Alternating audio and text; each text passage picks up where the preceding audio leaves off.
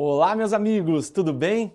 Sou o professor Guilherme De Luca, estarei com vocês nesse módulo de Direito Processual Civil e falaremos de um tema muito importante, falaremos de inúmeros pontos que são essenciais para o seu estudo na vida de concurseiro, na vida de OABeiro, ou até mesmo você que está passando no nosso site do PCI e tem a curiosidade ou a necessidade de estudar um pouquinho mais dessa matéria tão relevante, essa matéria que ela é tão impactada na nossa vida. Talvez eu ouse dizer que o processo civil é a matéria mais importante do direito, porque uma vez que você entende de processo civil, você será capaz de entender processo do trabalho, processo tributário, até o direito penal, de repente, nós podemos sofrer um pouquinho de impacto do processo civil. Então, essa matéria tem que ser analisada com muito cuidado, com bastante rigor, analisando todos os pontos específicos, porque para a sua vida ela será muito útil. Nós falaremos na aula de hoje sobre sentença.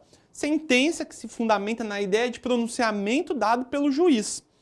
Essa sentença que nós iremos tratar, falaremos de suas classificações, espécies, requisitos, tudo isso será abordado com vocês na aula. Mas antes, já que nós estamos falando, já que nós vamos estudar bastante, deixa eu me apresentar para vocês um pouquinho. Eu sou o professor Guilherme De Luca e deixa eu colocar aqui meus contatos, minhas redes sociais, deixo aqui para vocês todos os meus dados, meu e-mail, tem minha fanpage. Instagram é a rede social mais fácil de me achar, então se quiser mandar uma pergunta, se quiser mandar uma dúvida, manda por lá. E tem o WhatsApp. Obviamente que o WhatsApp ele não é para a gente ficar conversando, trocando ideia, mas se você tiver uma dúvida, que tiver algum ponto que queira tratar, se tiver ou até mesmo participar da lista de transmissão, onde nós enviamos conteúdo jurídico para o pessoal, manda lá uma mensagem, fala que você é nosso aluno do PCI e juntos estaremos aqui firmes e fortes nessa nossa caminhada como concurseiro. Então, me adiciona lá, pode me procurar nas redes sociais, é sempre um prazer imenso falar com você, estudar com você. Fechado? Sem muito nhenhenhen, sem muita delonga, vamos começar a estudar nossa matéria tão importante, nossa matéria tão fundamental para a nossa aula. Para darmos início aos trabalhos sobre sentença no processo civil, eu quero fazer para vocês uma análise, estudaremos com muita minúcia o artigo 203 do CPC. O artigo 203 do CPC, para algumas bancas, ele é muito queridinho.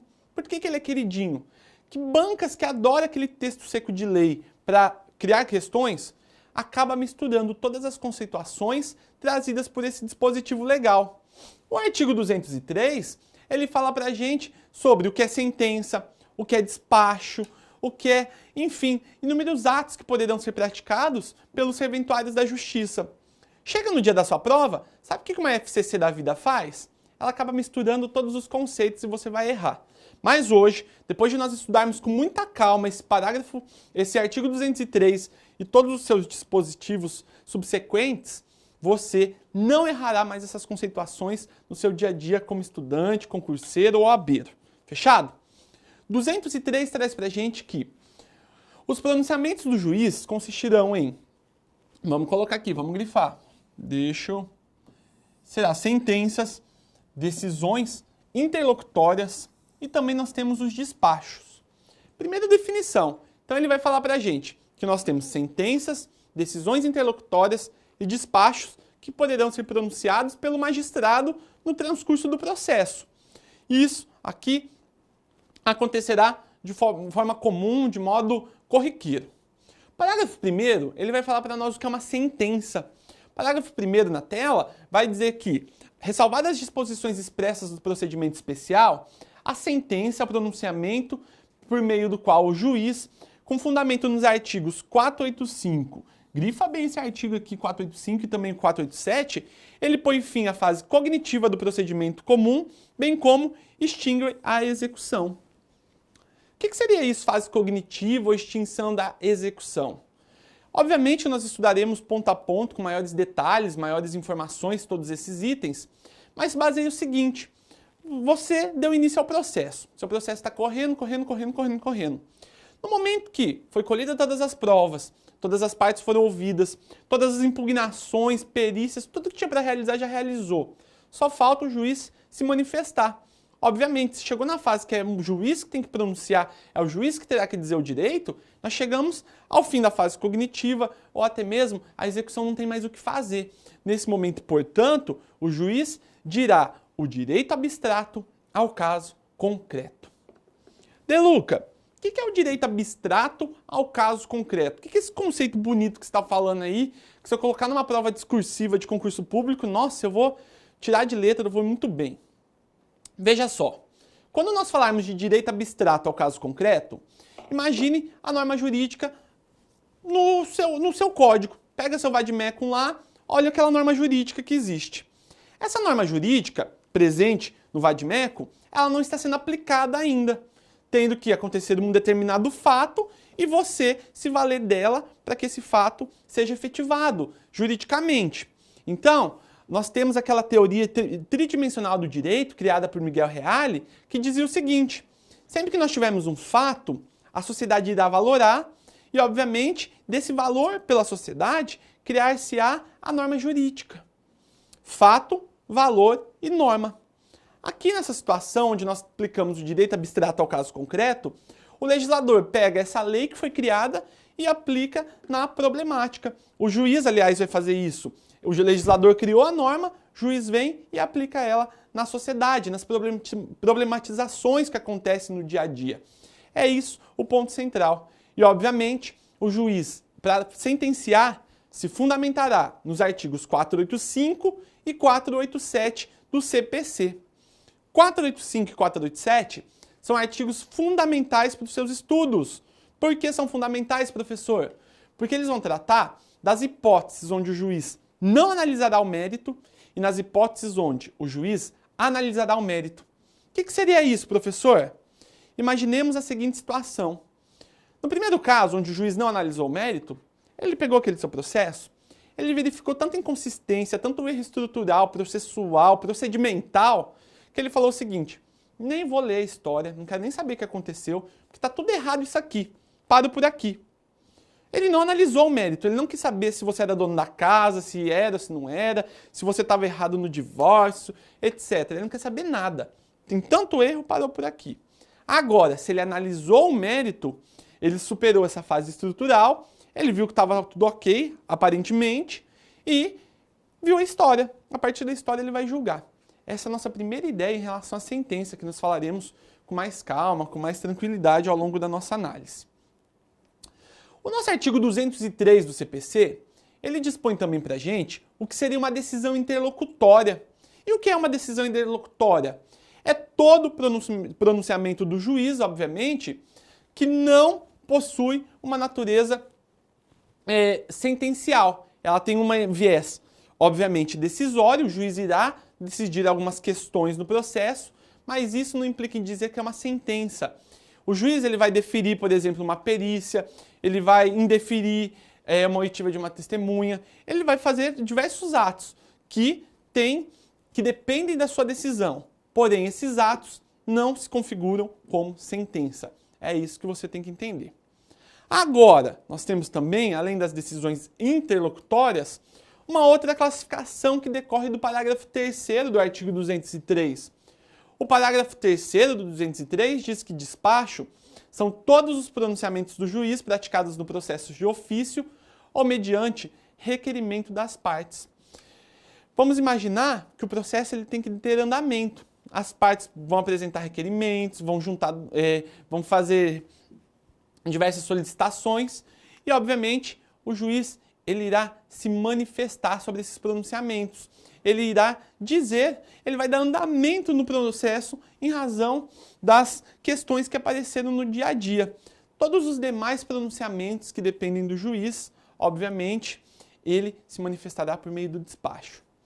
E além da sentença, da decisão interlocutória e do despacho, para o processo andar, nós também temos o que são considerados como atos meramente ordinatórios.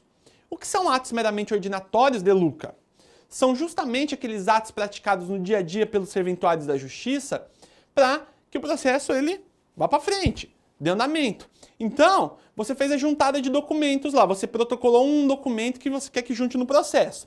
Muito embora hoje, com o advento do processo judicial eletrônico, não há mais a necessidade do serventuário ficar carimbando, numerando as folhas, obviamente.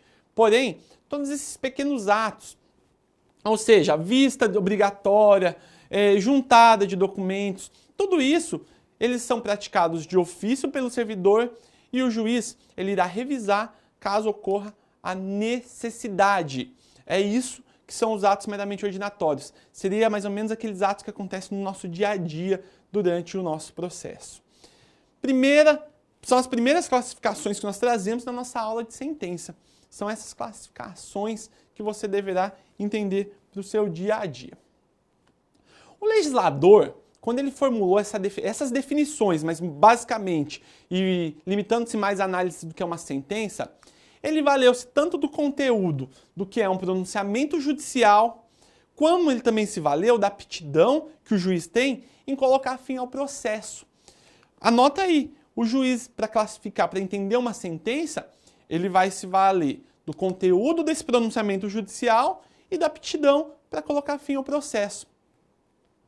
Muito embora o nosso Código de Processo Civil de 2015, ele acaba se valendo mais da ideia de pronunciamento judicial, baseado nos artigos 485 e 487, o que é o 485 e 487 para você memorizar? Quando não há resolução do mérito e quando há resolução do mérito, respectivamente, ele torna a definir a sentença pela sua aptidão de pôr fim ao processo ou a fase de conhecimento em primeiro grau de jurisdição que nós estamos tratando. Nesse aspecto que será observada a nossa sentença. Em razão disso, haverá uma facilidade na identificação dos pronunciamentos do juiz, já que pode haver o encerramento do processo ou simplesmente da fase cognitiva. Presta atenção, o juiz ele pode encerrar o processo ou somente a fase cognitiva. Diante disso, o juiz analisará esses dois critérios que nós estamos falando e mensurando para definir o que seria a sentença. Ela é um pronunciamento judicial, obviamente, que se identifica tanto pelo seu conteúdo como pela sua aptidão em pôr fim ao processo. Conteúdo, coloca aí no seu caderno, aquele que se baseia nos critérios expostos nos artigos 485 e 487 do CPC. Nossa, professor, é cansativo falar desses artigos, mas é que eles são relevantíssimos. E quando o juiz falar da aptidão ou de pôr fim ao processo, obviamente que ele vai tratar nos casos de extinção sem resolução do mérito, onde há necessidade de execução, ou no caso dos processos de execução por título extrajudicial, ou fase cognitiva, ou nos casos de sentença condenatória. Tudo isso que exige subsequentemente aquela ideia de caução. Esse é o primeiro conceito que nós temos. Primeiro conceito não, mais um conceito em relação aos pronunciamentos judiciais. Vamos falar um pouquinho das espécies de sentença? Para nós falarmos das espécies de sentença, obviamente, artigo 203, parágrafo 1º do nosso CPC. Por quê? Esse bendito desse artigo, ele vai indicar para nós as possíveis... ele vai indicar os conteúdos possíveis que a sentença ela deverá trazer para a gente. E ele vai distinguir a nossa sentença, as que extingue o processo sem resolução de mérito, 485, ó, de novo, e sem resolução e com resolução, 487. O mérito, o que é o mérito, professor? O que eu preciso entender para a minha prova sobre o mérito? É a pretensão que se coloca em juízo. Só isso que você precisa ter ideia. É o objeto que está sendo discutido, onde há casos em que o processo ele simplesmente deverá ser extinto sem que o juiz aprecie. É aquela situação que eu falei para vocês, que tinha tanto erro, tanta coisa errada naquele andamento processual, que o juiz nem se baseou, nem se atentou em saber da historinha. Por quê? Parou por aqui. Está tudo zoado esse processo e não pode dar continuidade. O juiz ele se limitará a pôr fim ao processo, nos casos de sem resolução, sem examinar a história, onde será chamado de sentenças terminativas. Anota aí. Terminativas. Extingue o processo sem resolução do mérito. Por outro lado, nós temos os casos em que ele resolve o mérito, onde a sentença Perdão, gente, só que aqui eu só inverti no slide para vocês. Eu achei que aqui tava sem primeiro, ó, deixa eu só mudar. E aqui tava com. Vai ficar mais fácil. Obviamente, sem resolução de mérito, sentença terminativa. E com resolução de mérito, para a gente não perder tempo, nós falamos da sentença definitiva. Vamos recapitular que estava aqui invertida a ordem do slide? Extingue o processo sem resolução de mérito, professor. Sentença terminativa, artigo 485 do CPC. Agora, se o juiz ele extinguir o processo com análise do mérito, com análise da pretensão, nós temos uma sentença definitiva baseada no artigo 487. Essa distinção de resolução de mérito e sem resolução, ela é de grande relevância nos nossos estudos. Porque só as sentenças que envolvem a análise do mérito, elas possuem a autoridade que nós chamamos da coisa julgada material. Coisa julgada material, que nós vamos falar na aula de coisa julgada. Fica tranquilo em relação a isso, não precisa se preocupar. Obviamente, se a resolução do mérito, ela cria a autoridade da coisa julgada material, quando nós temos uma decisão que tem coisa julgada, ela pode ser objeto do que nós chamamos de ação rescisória, que também será objeto de uma outra aula nossa, que vamos tratar ponto a ponto. Há que se ressaltar que quando nós falamos dessas sentenças, ela não há uma diferença nas suas espécies no que concerne ao tipo de recurso adequado. Em ambos os casos, sem ou com resolução de mérito, você sempre poderá recorrer por meio da apelação. Sim, a apelação aqui será o recurso possível, cabível. Só haveria sentença de mérito nos casos de acolhimento ou rejeição do pedido do autor, obviamente, artigo 487.1. Agora, o legislador, ele também considera pra gente que a sentença definitiva, que é essa que temos o mérito, poderá ocorrer nos casos onde o réu ele reconhece a procedência do pedido ou nos casos onde há homologação de transação. Uma outra situação que também poderia ser considerada como uma sentença definitiva, onde o juiz ele reconhece a prescrição e a decadência. E, obviamente, onde o autor ele renuncia ao objeto da ação. Nesses casos, nós poderíamos caracterizar como sentença definitiva. Tanto na definitiva como na terminativa, aspecto importantíssimo para a sua prova, recurso cabível será a apelação. Quando nós falamos, nesse caso, quando eu citei esses exemplos para vocês da prescrição da decadência, ou no caso da renúncia do direito do autor, nesses dois casos propriamente dito, é importante você ressaltar que não há um exame do pedido diretamente, porque ele se baseou em alguns aspectos e sentenciou, tivemos uma sentença definitiva. Mas o legislador, o nosso Código de Processo Civil, ele considera que houve sim uma análise de mérito. Por quê? Para que a sentença assim ela se tornasse definitiva e ela tivesse a autoridade que nós mencionamos da bendita da coisa julgada material. Por isso que nessas duas hipóteses que eu trouxe para vocês, o legislador quis assim, para dar força de coisa julgada material. Coisa julgada material só poderá ser rescindida por meio da ação rescisória. Essas duas hipóteses que nós tratamos, alguns doutrinadores classificam como os casos onde envolvemos as falsas sentenças de mérito. Mas isso só é uma curiosidade doutrinária, não tem tanta implicação para a sua prova, para o seu dia a dia. Mas vale a pena a gente entender. São dois casos peculiares que você pode parar e observar, mas que são exceções às regras gerais que nós estamos tratando. Fechado? Vamos dar andamento mais um pouquinho?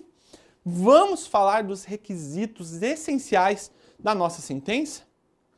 Vejamos então o que nós vamos falar. Independente da sentença ser aquela que resolve o mérito ou não resolve o mérito, ela sempre deverá observar os requisitos essenciais enumerados no artigo 489 do CPC. Lá no artigo 489 do CPC, ele trará para nós 3 requisitos fundamentais, que eu coloquei já aqui na tela, já adiantei para vocês. Relatório, motivação e dispositivo. Vamos entender o que é um relatório o que é motivação ou fundamentos e o que seria esse dispositivo? Vejamos então. Antes de passar à exposição dos fundamentos da decisão propriamente dita, o magistrado ele fará um relatório, que é esse requisito aqui que nós estamos tratando. Nesse relatório, ele deverá conter, deixa eu ver se eu coloquei no slide seguinte. Coloquei. Nome das partes, identificação do caso. Ele deverá também colocar uma síntese do pedido e da contestação, registro das principais ocorrências e todo o andamento do processo. Tudo isso constará no nosso relatório. É uma exigência que é colocada em prática que visa justamente assegurar que o magistrado ele tenha total conhecimento do que há de relevante para que ele possa julgar. Garantia do princípio do devido processo legal. É a ideia onde o juiz ele tem que, de fato, saber o que ele está julgando. Ele deverá ser observado todos esses elementos, uma vez que não for considerado, o juiz, a sentença do juiz poderá ser declarada como nula. Isso irá acontecer também. Então, fique ligado em relação a esse ponto, porque se não observar o relatório, nulidade será gerada. Há que se ressaltar aqui que nós temos uma exceção no direito, não no direito civil, no processual civil, mas nós temos uma exceção em relação ao relatório no processo do trabalho. Como assim no processo do trabalho? O procedimento sumaríssimo, que é um procedimento especial que nós temos no processo do trabalho, para aquelas causas acima de 2 salários mínimos e até 40 salários mínimos, nesse caso, em razão da celeridade desse processo, dessa celeridade do andamento que nós temos, o juiz não precisa colocar o relatório, ele pode ser objetivo, ele pode ir direto para os fundamentos e dispositivo. Mas é uma exceção, uma curiosidade que nós temos em relação a essa disciplina. Outro ponto, outro requisito que nós temos aqui, que eu falei para vocês, é a motivação. Motivação, ou também denominada como os benditos dos fundamentos. A nossa sentença, ela deverá ser baseada nos fundamentos estipulados no artigo 93, inciso 9 da nossa Constituição Federal. Lá ele falará para a gente quais são os elementos da nossa motivação, onde o juiz ele deverá, de modo claro, expor as razões pela qual ele está julgando, pela qual ele irá acolher ou rejeitar o pedido que foi formulado na petição inicial. Petição inicial trouxe pedidos, ele vai deferir ou indeferirá, perdão. Logo, nessas situações, ele deverá expor as suas razões, apreciando todos esses fundamentos que nós estamos trazendo, que envolve os fatos e também o direito. É a causa de pedir que ele estará observando e, obviamente, os elementos da defesa. Tudo que for decidido na motivação, ela não faz coisa julgada material e ela poderá ser rediscutida em outros processos. Presta atenção em relação a isso, é uma peculiaridade que pode ser pegadinha para a sua prova, para o seu concurso público. A sentença, ainda nessa fase de motivação ou de fundamentos que nós estamos tratando, ela deverá apreciar todas as questões preliminares, anota aí. E essas questões preliminares serão analisadas presta bem atenção, ainda que nós tivermos pendente do julgamento de mérito ou extinção sem resolução de mérito. O juiz deverá sempre verificar as situações preliminares e também analisará as questões prejudiciais. Nesse caso aqui da motivação, um outro artigo que você vai fazer a leitura, que é muito importante para a sua prova, será o artigo, que eu vou colocar na tela, 337 do CPC, que ele vai dar uma margem disso que nós estamos falando. Uma vez que não for observado esse elemento, obviamente que a sentença também incidirá no caso de nulidade. Outro aspecto importante que diz respeito à nossa motivação. Preste muita atenção em relação a isso. A motivação ela deverá ter uma sequência lógica. O juiz não pode ficar misturando os assuntos dentro da motivação. Ele tem que entender Cara, toda a pretensão explanada pelo autor, todas as impugnações do réu, e a partir disso cruzar as informações e ir decidindo sequencialmente, colocando as razões e a fundamentação, para que, na hora que as partes forem apreciar sua decisão, elas consigam entender por que o juiz decidiu de tal forma. Esse é o elemento motivação. Agora nós temos também um outro elemento, que é a parte dispositiva, ou dispositivo da nossa sentença.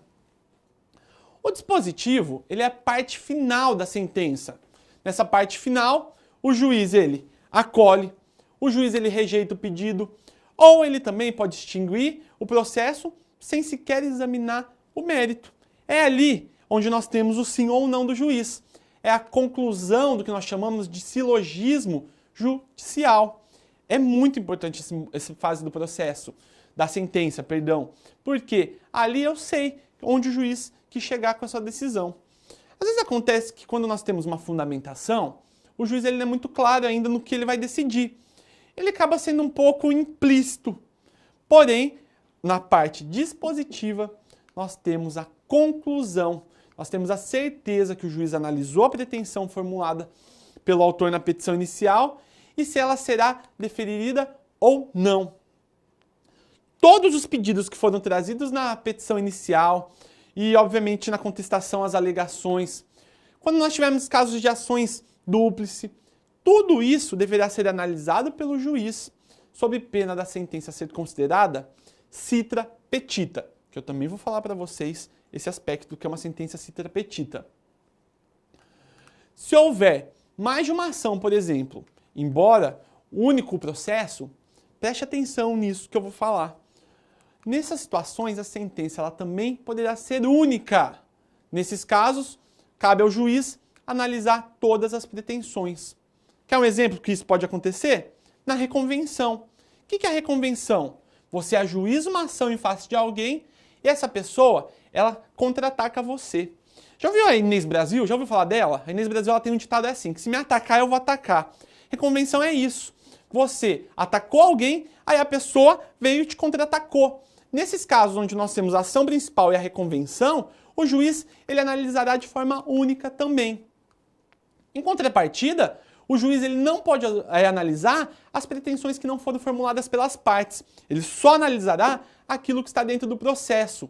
Tanto que ao promover o julgamento, ele ficará adstrito ao que foi proposto pelas partes, na ação. Ele não poderá se fundamentar em coisas que estão fora do processo. Se não está no processo, não existe no mundo jurídico. Se ele julgar coisas que não tem no processo, se julgar mais ou se julgar menos, nós estaremos diante dos casos onde a sentença poderá ser citra, ultra ou extra petita. E isso não pode acontecer. Queria que você fizesse depois uma leitura. Deixa eu ver se eu coloquei aqui na tela para vocês. Ah, ainda não, mas já vou falar. Queria que vocês fizessem a leitura da súmula 318 do STJ. Vamos colocar aqui. Súmula 318 do STJ.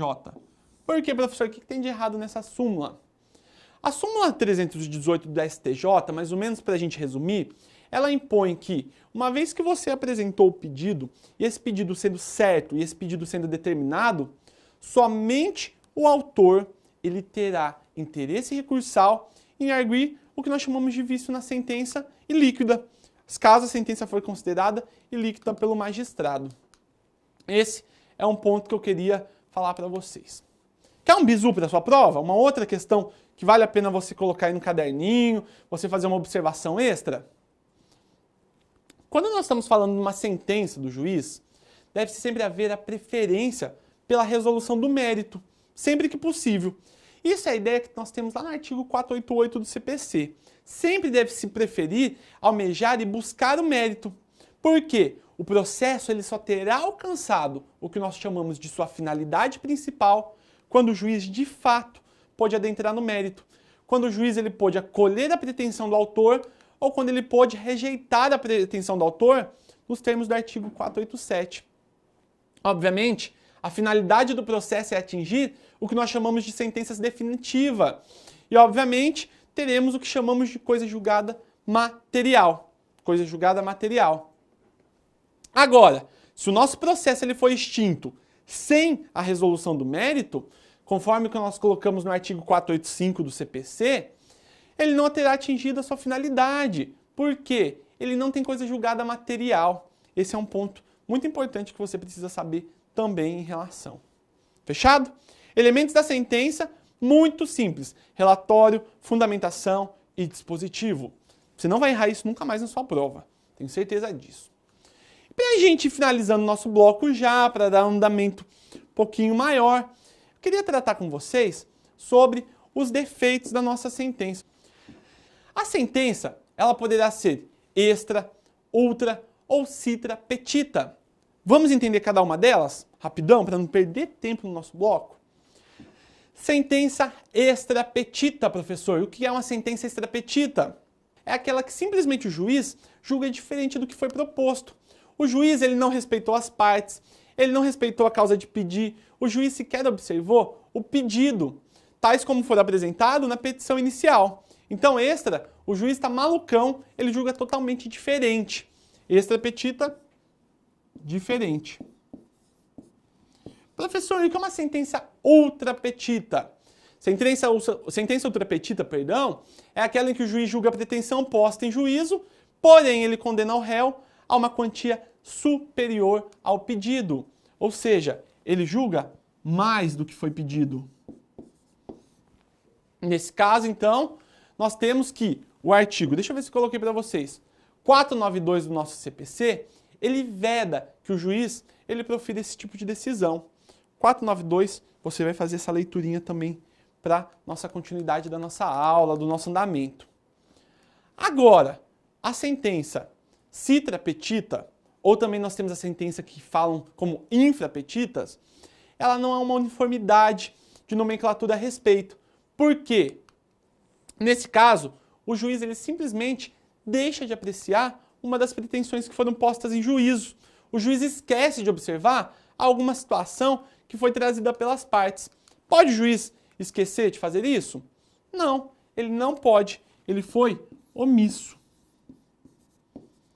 Nesses casos de omissão que nós estamos falando para o juiz, quais são os erros, os defeitos que poderão... aliás, como nós poderemos impugnar as omissões causadas pelo juiz? Por meio de anulação ou buscar que o juiz julgue a sentença, pedir uma reconsideração da sua decisão. Outro ponto que eu gostaria de falar com você, que você estudasse para a sua prova, é sobre a possibilidade de correção da sentença. Isso pode acontecer? Como eu já mencionei para vocês, esse tema ele vem tratado não no artigo 492, mas sim no artigo 494 do nosso CPC. Lá, ele contém algumas regras fundamentais, onde, obviamente, o juiz poderá corrigir a sentença. Uma vez que o juiz publica a sentença, ela não mais poderá ser alterada. A publicação que nós estamos referindo é aquela que não é feita pelo Diário Oficial. Presta atenção. Não é aquela que é feita por meio da intimação no Diário Oficial das partes, mas é aquela que acontece em cartório. É dessa que nós estamos falando. Nesse caso, há uma restituição dos autos com a sentença. E, obviamente, também temos a situação quando ela é proferida em audiência de instrução e julgamento. O juiz pode proferir a sentença lá. Nesse caso, vem um ditado ali para o escrevente. O escrevente já tem ciência disso. E mesmo depois de publicada nesses casos, a sentença ela só poderá ser alterada se houver a necessidade de correção de ofício ou a requerimento das partes, ou quando houver uma necessidade de retificar os erros de cálculo, ou na situação onde, mais clássica de todos, nós temos o chamado ED. O que é o ED? Os embargos de declaração. Embargos de declaração é considerado como um recurso adequado para consertar um erro material da sentença baseado em omissão, contradição ou obscuridade que possa existir. Muito simples, né? Muito simples. Embargo de declaração é o ponto central. Para a gente finalizar o bloco, eu separei para vocês uma questão recente do ano de 2017, banca Consulplano TJ de Minas Gerais, oficial de apoio judicial. Olha o que caiu, olha o que foi cobrado. Quanto aos pronunciamentos do juiz, é correto afirmar exceto. Consistirão em sentenças as decisões decisões interlocutórias e despachos. Absolutamente correto. Artigo 203 do CPC que nós fizemos a leitura. Agora, a B diz o seguinte: são despachos os pronunciamentos do juiz. Opa, deixa eu tirar aqui, peraí. Praticados exclusivamente a requerimento da parte. Essa alternativa, ela está incorreta. Por que ela está incorreta? Porque você vai fazer para a sua prova a leitura do artigo 203, parágrafo 3º. Lá nesse artigo, ele vai dizer o seguinte, que são considerados como despachos todos os demais pronunciamentos do juiz. Esses pronunciamentos que poderão ser praticados de ofício ou mediante requerimento das partes. E aqui ele fala que é só de forma exclusiva. Não, a alternativa está incorreta. Logo, nós já encontramos a resposta que tanto necessitamos. Mas por amor ao debate, vamos verificar a C e a D? Por que elas estão certas? A C diz que o acórdão é o julgamento colegiado proferido pelos tribunais. Sim, a sentença ela será proferida em primeiro grau pelo juiz. Agora, os acórdãos são proferidos nos tribunais. Isso é a inteligência do artigo 204 do CPC. E por fim, nós temos que os despachos, as decisões, as sentenças e os acórdãos serão assinados pelo juiz. Muito simples. Leitura do artigo 205 do nosso Código de Processo Civil. Não vai ter erro, você vai tirar de letra para o dia da sua prova. E se ficar alguma dúvida, se ficar algum ponto que você achou que passou muito batido, entre em contato com o professor. Espero que você tenha gostado desse nosso primeiro encontro, desse nosso primeiro módulo. E, obviamente, se precisar do Deluca, só chamar. Corre lá no Instagram, @profguilherme, manda pergunta, elogio, crítica, sugestões, que, obviamente, estarei aqui com você. Peço desculpa, talvez corri um pouquinho, porque é muito conteúdo para pouco tempo, mas vê lá, coloca devagarzinho o vídeo, reveja, veja com tranquilidade, que os principais pontos com certeza nós tratamos e abordamos. Muito obrigado pela sua atenção e até a nossa próxima aula. Tchau!